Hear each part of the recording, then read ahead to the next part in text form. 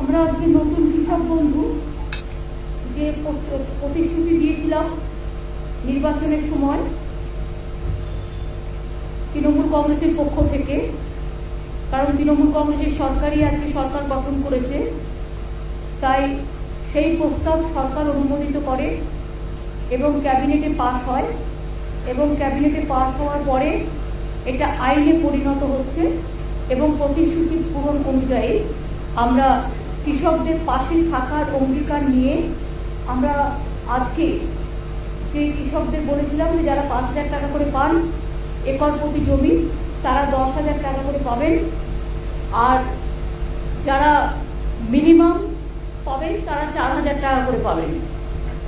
আপনারা জানেন আমাদের এখানে প্রায় 60 লক্ষ মানুষ কৃষক বন্ধু অধীনে আছেন এবং আগে তারা 5,000 টাকা পেতেন এবং মিনিমাম যারা পেতেন তারা 2,000 টাকা পেতেন। আমাদের স্কিমের মধ্যে কিন্তু ক্ষেত মজদুর বর্গাদার তারাও ইনভলভ আছে। আমাদের 1 একর জমিতে 10,000 টাকা পাবে দুবার বছরে, 10,000 টাকা 5,000 করে দুবার পাবে, কিন্তু ক্ষেত মজদুর এবং বর্গাদার যারাও আছে তাদের হাতে কিছুই নেই, 1 কাঠা জমি 2 কাঠা জমি, তাতেও কিন্তু মনে রাখবেন তারাও কিন্তু মিনিমাম 4,000 টাকা পাবেন। আগে 2,000 টাকা পেতে ডবল করে দেওয়া হয়েছে। আর কেন্দ্রীয় সরকারের যে পরিকল্পনা তাতে খুব কম লোক পায়, আমাদের পরিকল্পনায় প্রায় 60 লক্ষের উপর কৃষক পায় এবং কেন্দ্রীয় সরকারের পরিকল্পনায় 2 একর জমি থাকলে তবে পাবে, তা নাহলে পাবে না। আমাদের কিন্তু আমরা সবাইকে দিই। আর দ্বিতীয়ত হচ্ছে যে কেন্দ্রীয় সরকার টাকা সবাইকে দিচ্ছে না এবং কম দিচ্ছে এবং তাদের প্রজেক্টে কিন্তু ক্ষেত মজদুর বর্গাদার কেউ নেই, এটা মাথায় রাখবেন। সুতরাং এটা আমরা করছি, আজকে আমরা এটা লঞ্চ করছি। আমি কৃষক বন্ধুরা যারা এসছেন বিভিন্ন জেলায় আছেন তাদের হাতে ডিএমদের অনুরোধ করব, নতুন কৃষক বন্ধু লঞ্চ যেটা আমরা করছি 10,000 টাকার যে আমরা দিচ্ছি এবং মিনিমাম 4,000 টাকা তাদের টাকাটা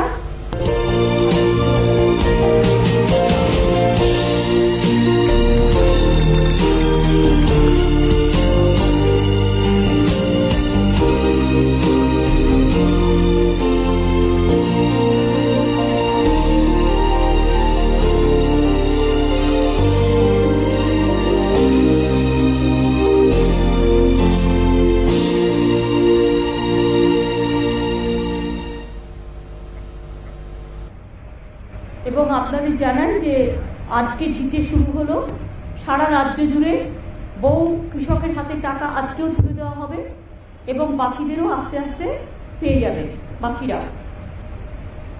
আমি ডিএমদের অনুরোধ করব, কৃষক বন্ধু স্কিমে যারা আপনাদের জেলায় জেলায় আপনাদের পাশে আছেন, কৃষক বন্ধুরা আমার, যারা আমাদের গর্ব, কৃষি আমাদের সম্পদ। আমি সবসময় বলি কৃষক বন্ধুরা তারা ধান উৎপাদন করেন, শস্য উৎপাদন করেন বলেই আমরা খেয়ে বেঁচে থাকি। কাজে তাদের পরিবারকে, তাদের সকলকে, কৃষক সমাজকে আমাদের সম্মান জানিয়ে এই নতুন কৃষক বন্ধু প্রকল্পের সূচনা হলো এবং 10,000 টাকা করে যেটা আমি দেবো বলেছিলাম সেই টাকাটাও দেওয়া শুরু হলো।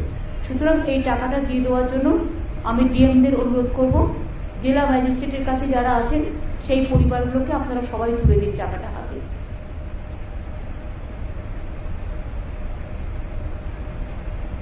আমরা দেখতে পাচ্ছি আপনারা টাকাটা তুলে দিন সবার হাতে।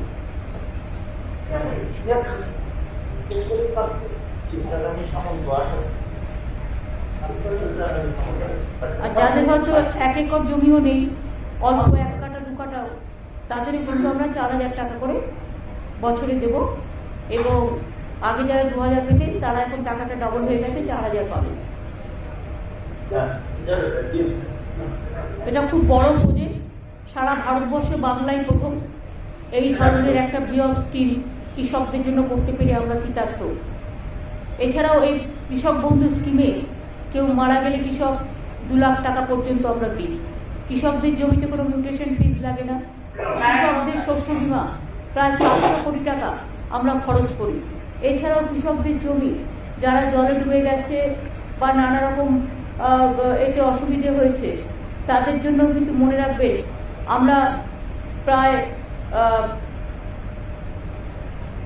এখানে যেমন এখনো পর্যন্ত আমরা প্রায় 62 লক্ষ কৃষক বর্গাদার ভাগ চাষিদের এই প্রকল্পে নিয়েছি এবং 4500 কোটি টাকা সহায়তা ইতিমধ্যেই করেছি কৃষক বন্ধু। 28,000 কৃষক পরিবারকে ডেট বেনিফিট মানে 2 লক্ষ টাকা করে প্রায় 555 কোটি টাকা দেওয়া হয়েছে। কৃষকদের স্বার্থে নথিভুক্তকরণ প্রক্রিয়াকেও সরল করা হয়েছে। জমির উপযুক্ত নথি থাকলেই তবেই কৃষক বন্ধু প্রকল্পে আগে আবেদন করা যেত। এখন নিজে অ্যাফিডেভিট করে বলতে পারে আমার এই জমি আছে, আমাকে করে দিন, তাহলে কিন্তু করবে। এটা রাজ্য জুড়ে কৃষক উন্নয়নে এটা আমাদের পদক্ষেপ। কৃষকদের ইনকাম 3 গুণেরও বেশি হয়ে গেছে, এখন হয়তো আরও বেশি হবে। দেশে অসংখ্য কৃষক মৃত্যুর ঘটনা ঘটছে, প্রায় 6 মাস ধরে আন্দোলন চলছে, কিন্তু বাংলা কিন্তু এক উজ্জ্বল ব্যতিক্রম। সবার ভারত সরকারের কৃষিকর্ম অ্যাওয়ার্ড আমরা পেয়েছি। খাজনা মিউটেশন মুকুব করা হয়েছে, কৃষক রত্ন সম্মান প্রদান করা হয়েছে, কৃষক বার্ধক্য ভাতার পরিমাণ 750 টাকা বাড়িয়ে 1000 টাকা করা হয়েছে এবং উপভোক্তার সংখ্যা 66,000 থেকে বাড়িয়ে 1 লক্ষ করা হয়েছে। বাংলা শস্য বীমা প্রিমিয়ামের টাকা টোটাল আমরা দিই 700 কোটি টাকা আমরা দিই। গত খরিফ মৌসুমে 64 লক্ষ কৃষককে এই বীমার আওতায় আনা হয়েছিল। 9 বছরের প্রাকৃতিক দুর্যোগে ফসল নষ্ট হয়ে যাওয়ার কারণে ক্ষতিগ্রস্ত প্রায় 1,20 লক্ষ কৃষক পরিবারকে নতুন করে চাষ করবার জন্য আমরা 3,500 কোটি টাকার আর্থিক সহায়তা দিয়েছি।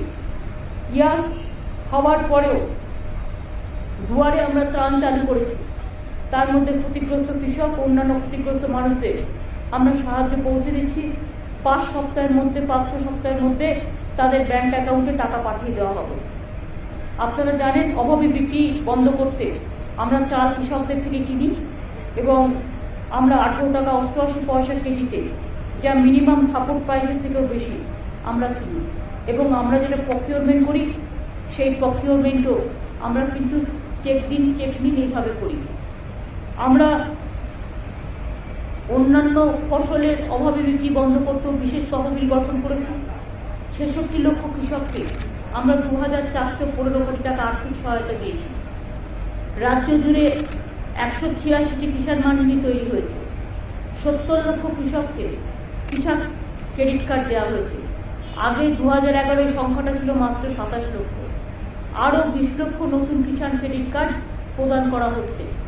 50 লক্ষের বেশি সয়েল হেলথ কার্ড মানে মাটির জমি পরীক্ষার কী রকম মাটি সেটা আমরা করছি।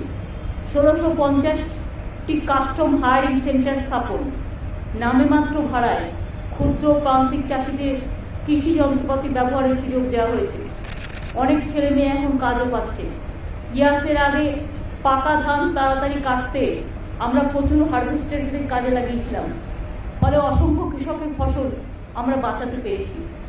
এছাড়াও মনে রাখবেন রাজ্যের 6টি জেলায় বীরভূম, বাঁকুড়া, পুরুলিয়া, পশ্চিম বর্ধমান, ঝাড়গ্রাম, পশ্চিম মেদিনীপুর প্রায় 50,000 একর পতিত জমিকে কাজে লাগিয়ে পরিকল্পিতভাবে এগ্রিকালচার, হর্টিকালচার, মাছ চাষ, পশুপালন ইত্যাদি করার জন্য আমরা মাটির সৃষ্টি প্রকল্প চালু করেছি। ইতিমধ্যে 13,000-এর বেশি পতিত জমিতে কাজ শুরু হয়েছে। ইলেকট্রনিক ডেলিভারি সিস্টেম চালু করা হয়েছে, ডেলিভারি সার্ভিস সিস্টেম। বাড়িতে বসেই জমির পর্চা, মিউটেশন, কনভার্সনের মতো পরিষেবা আমরা অলরেডি দিচ্ছি।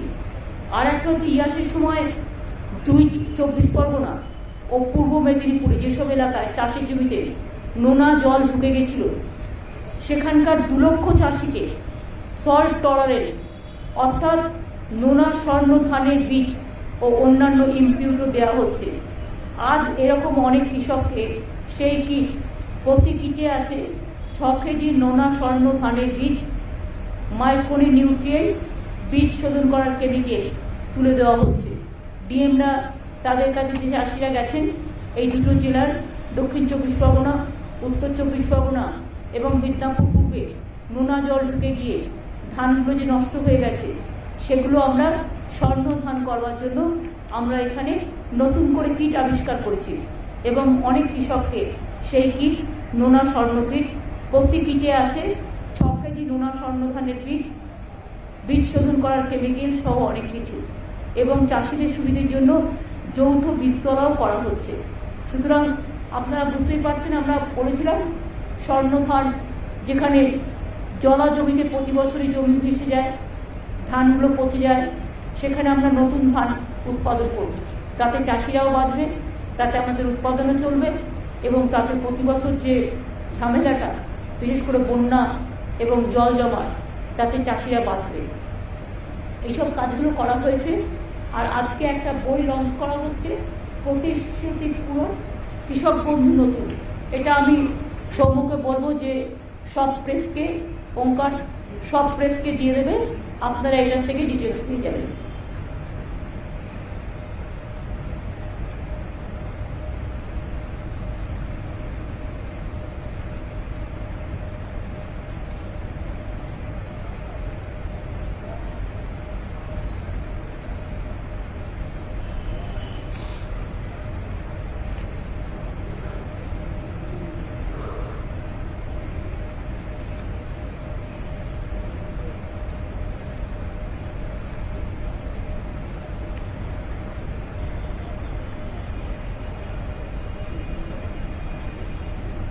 প্রকল্পটি যেটা বইটি করা হয়েছে, প্রথম দিকের প্রথম পাতায় আগের পুরনো কৃষক বন্ধুর কথা বলা আছে, আর নিচের দিকে প্রকল্পটির বৈশিষ্ট্য ও রূপায়ণের পদ্ধতি, নিচে নতুন কৃষক বন্ধুর যেটা 10,000 টাকা সেটা বলা হয়েছে।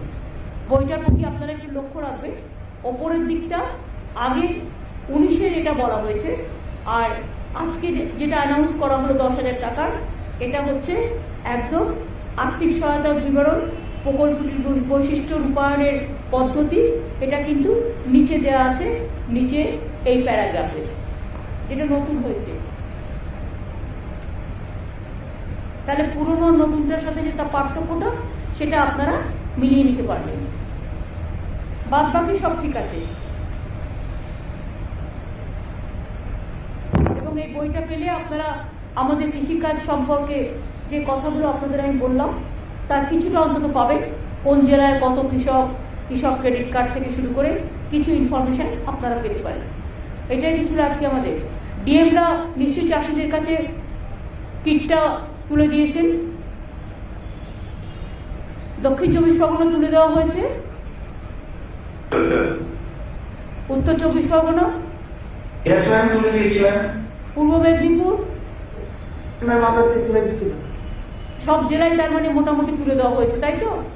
আর বাদ বাকি যেগুলো বাকি আছে কিটস গুলো তুলে দিন, নোনা জলের যেটা স্বর্ণধান কিটস, এতে চাষিরা উপকৃত হবে এবং ভালো করে চাষ করতে পারবে। আর তাদের যে ক্ষয়ক্ষতি হয়েছে সেটা 1 এপ্রিল থেকে 8 এপ্রিল পর্যন্ত রিভিউ করে আমরা দিয়ে দেবো, বা ডাইরেক্ট ব্যাংকে টাকা চলে যাবে। হ্যাঁ, 1 জুলাই থেকে আর 8 জুলাই মধ্যে।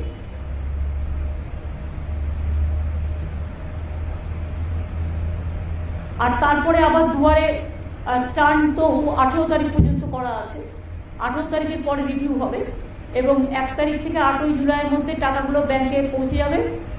তারপরে আমরা দুয়ারে সরকার যেটা করেছিলাম গত বছর, আবার আগস্ট সেপ্টেম্বরে আমরা করব, আবার নভেম্বর ডিসেম্বরে করব। তখন যদি কেউ বাদ থাকেন কৃষক বন্ধু স্কিমে বা কোনো স্কিমে, তখন আপনারা সেখানে আপনার রেশন কার্ড নেই বা কিছু, আপনারা সেখানে নাম লেখাতে পারেন। এই পর্যন্ত আজকে ছিল, আর তো কিছু নেই। প্রেসের কিছু বলার থাকলে এই ব্যাপারে জিজ্ঞেস করতে পারেন।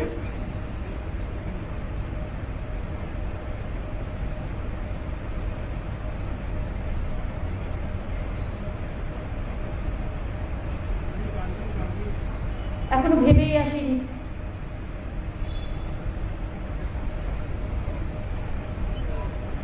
তাহলে আমি আশা করছি এই সাবজেক্টে আপনাদের কারো কিছু জিজ্ঞেস করার নেই। দিদি, হ্যাঁ। আপনি ইতিমধ্যে রাজ্যে বর্ষা ঢুকে গেছে এবং কদিন আগেই ঘূর্ণিঝড় ফলে কিন্তু অনেক ক্ষতি হয়ে গেছে। সেন্ট্রাল থেকে টিম এসেছিল, ঘুরে গেছে। আমফানের সময় আমরা দেখেছিলাম এসেছিল, ঘুরে গেছে। এখনো পর্যন্ত এই যে লাস্ট যে ঝড়টা হলো ইয়াস, তার জন্য কোনো ক্ষতিপূরণের কথা সেন্ট্রাল থেকে জানিয়েছে? না,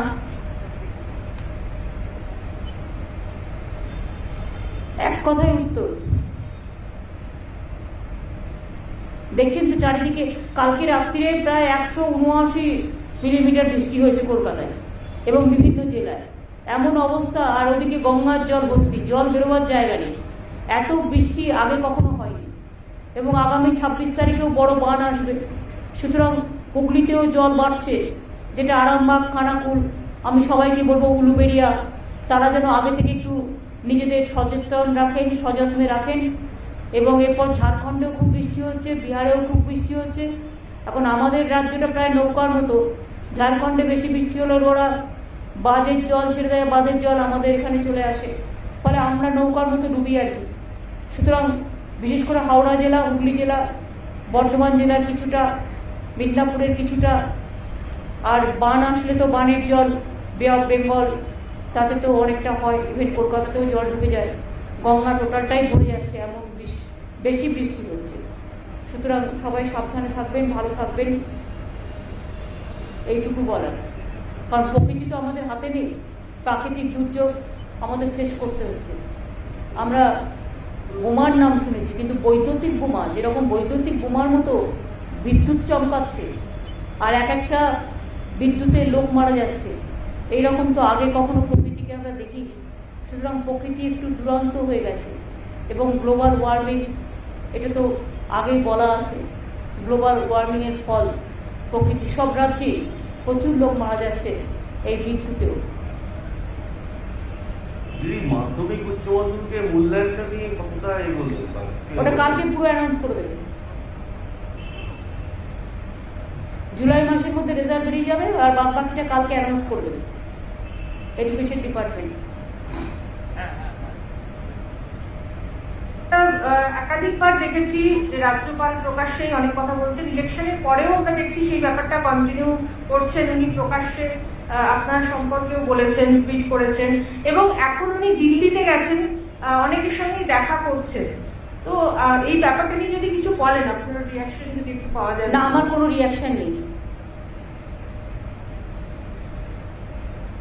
কিন্তু যেভাবে উনি ফাংশন করছেন, অনেকেই তো বলছেন যে সেটা ঠিক নয়। একজন সবাই যখন বলছে তখন আর আমার বলার প্রয়োজন নেই। সবাই তো বলছেন, সবাই বলছেন বলি সবার বলাটাই আমার বলা। আমার নতুন করে বলার আর কি আছে? একটা বাচ্চা হলে বকে চুপ করানো যায়।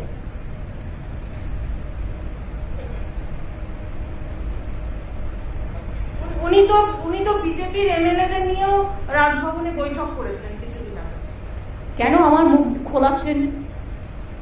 এখানে speech is silver and silence is golden.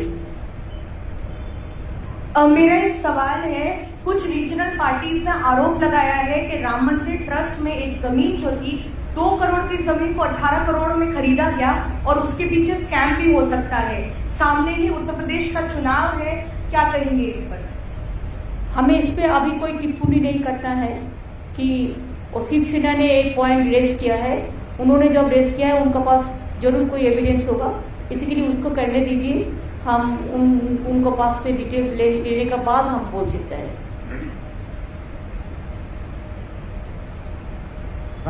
Just want to understand how much has the cost for the governor house increased in the past couple of years? In the past couple of days, you have heard as how several OSDs have been appointed, some are under question. Has the cost to operate Raj Bhavan increased in the past couple of years? Because the state government maintains that there is fund crunch. Has the Raj Bhavan cost has increased? That is obviously. But exact figure I cannot give you right now because it is not with me right now, because I was not aware of the facts. Raj Bhavan, not only here the Raj Bhavan, then Darjeeling also there is a Raj Bhavan. Then Delhi also whenever you go with flight, everything. So there is so many expenditure. That is a constitutional post. Some expenses could have been avoided, ma'am, because the state has gone through COVID. I will research. I will make it study. Then I will let you know the properly. Though I know something, but it won't look nice. Somebody is telling something, so I have to say also the same thing. I cannot. তুমি অদম বলে আমি উত্তম হইব না কেন? এটা একটা dialogue নবকুমারের। কি এখনো রাজনৈতিক সন্ত্রাস চলছে? কারণ রাজ্যপাল বলছেন আপনি কি দেখতে পাচ্ছেন? না না, আপনারা তো এখানকার সাংবাদিক, আপনারা কি দেখতে পাচ্ছেন কিছু? আমার আগে তো আপনারা দেখতে পাচ্ছেন। আপনারাই তো এগুলোর খোঁজ খবর সবচেয়ে বেশি রাখেন। আপনাদের যখন চোখে পড়ছে না, তা কারোর যদি চোখে নেবা হয় আমি কি করতে পারি? আমি কি কোনো সম্বন্ধে বলিনি, আমি বলছি কারো যদি হয় উচ্চ। দিদি, সাম্প্রতিক সময়ে দেখা গেছে বিভিন্ন সময় বিভিন্ন কমিশন, মহিলা কমিশন থেকে শুরু করে কখনো ডিজিকে চিঠি দেওয়া যে ভোট পরবর্তী হিংসা হচ্ছে, মহিলাদের নিরাপত্তা নেই, এই বিষয়টি নিয়ে কি বলবেন? এই যে বারবার চিঠি দেওয়া এবং এ রাজ্যে তারা আসছেন, ভিজিট করছেন, তারপরে তারা দেখো যে কেউ যে কোনো রাজ্যে যেতে পারে, তবে তাদের একটু বেশি করে উত্তরপ্রদেশ গুজরাটে যাওয়া উচিত ছিল। উত্তরপ্রদেশ গুজরাটে মধ্যপ্রদেশে না গিয়ে, যেখানে নদীতে ডেড বডি ভাসিয়ে দেওয়া হচ্ছে, যেখানে কোভিড পেশেন্টদের রেকর্ড রাখা হচ্ছে না, যেখানে একটা জাস্ট মবকে করতে গিয়ে 22 জন বিনা অক্সিজেনে মারা যায়, সেই সমস্ত হাতরাস থেকে শুরু করে সেই ইতিহাস না ঘেটে বাংলায় এত হারার পরেও লজ্জা নেই। বিজেপি সব এজেন্সিকে দিয়েই কাজগুলো করায়। এটাই বিজেপির হ্যাবিট, এটাই বিজেপির প্ল্যান, এবং এগুলো সব pre plan incident. It is not, there is no incident now after poll. Postpone violence, it was under election commission. At the time of election, there are some incidents, sporadic incidents, but all are not political. There are some personal enmities are also there. But when it is the matter is sub judice, I will not speak anything regarding this. I don't support any violence. I always tell my police administration to take strong steps wherever it may be, and if anything happens anywhere, we don't support that. And I think whatever they are creating the atmosphere that violence, there is no violence like that. 1-2 sporadic incident, if any happens, we take strong action because we condemn all the violence, and there is no political violence. It is a BJP gimmick violence. দিদি, আবার কি বলছি, বিশেষ এক রাজনৈতিক দল উত্তরবঙ্গে যেমন কেন্দ্রশাসিত অঞ্চলে একটা অরাজকতা করার চেষ্টা করছে, তেমনি জঙ্গলমহলেও মাওবাদীদের কার্যকলাপ বাড়ানোর জন্য একটা ষড়যন্ত্র চলছে। না